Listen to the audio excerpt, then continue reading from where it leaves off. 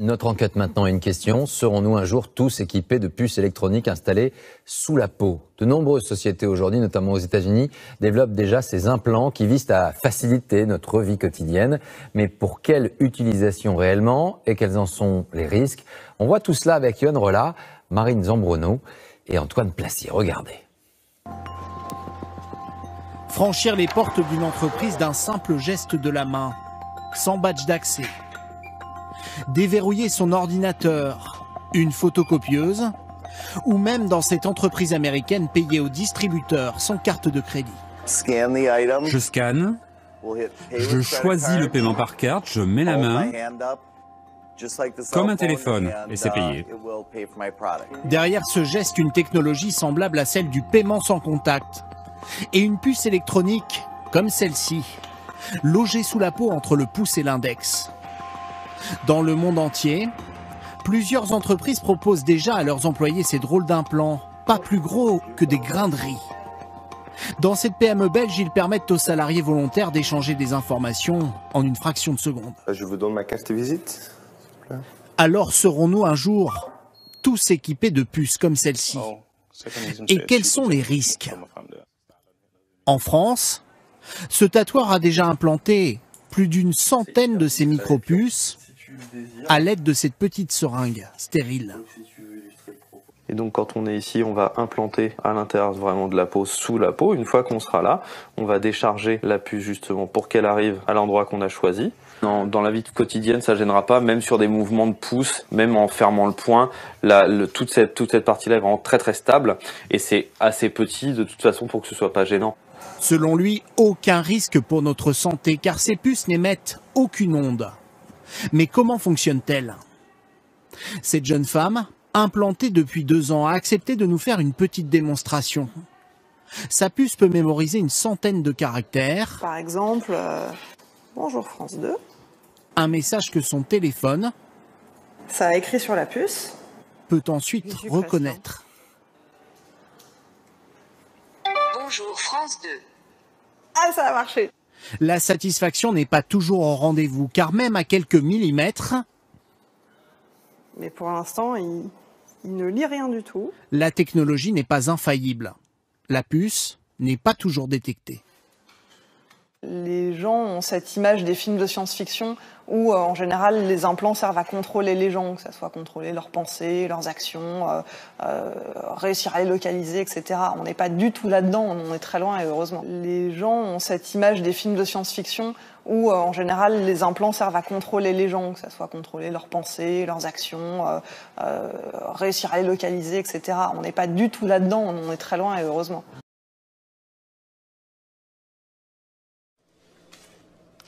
Hundreds of people in the valley say they are hearing voices in their heads.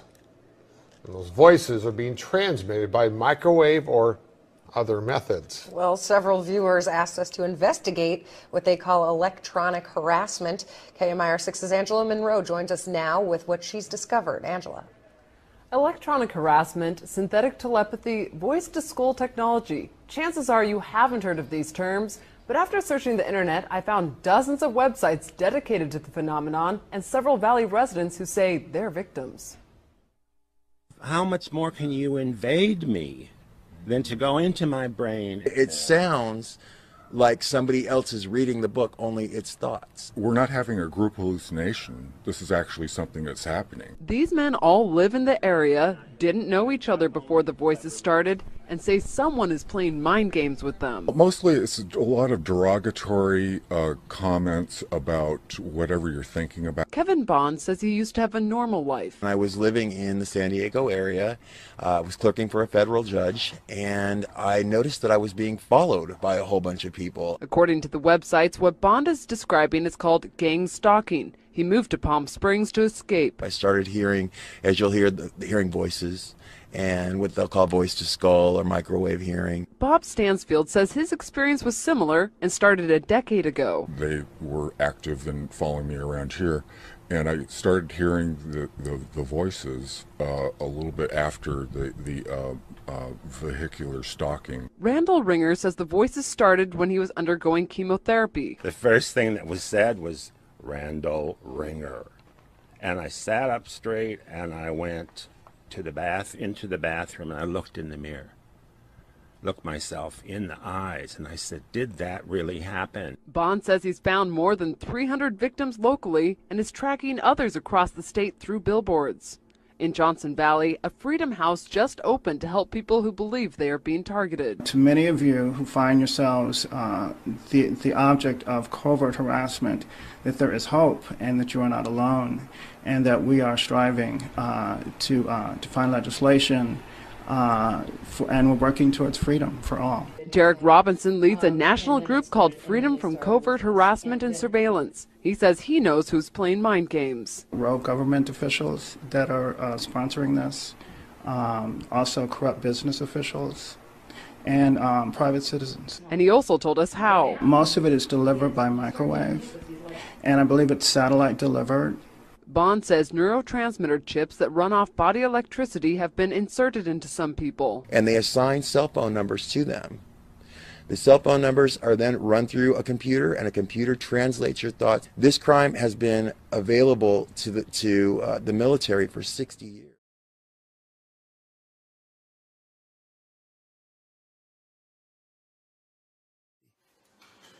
Les gens ont cette image des films de science-fiction où, en général, les implants servent à contrôler les gens, que ce soit contrôler leurs pensées, leurs actions, réussir à les localiser, etc. On n'est pas du tout là-dedans, on en est très loin et heureusement. Difficile d'imaginer de telles puces remplacer du jour au lendemain nos documents d'identité, nos cartes de transport. Et pour ce spécialiste, ces implants présentent aussi d'importantes failles de sécurité.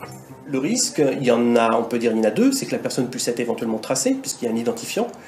Et le deuxième risque, c'est qu'est-ce que l'on va faire de cet identifiant. Donc si par exemple c'est pour ouvrir une porte, un attaquant pourrait copier cet identifiant en scannant la puce de la personne et ensuite rejouer cet identifiant devant la porte.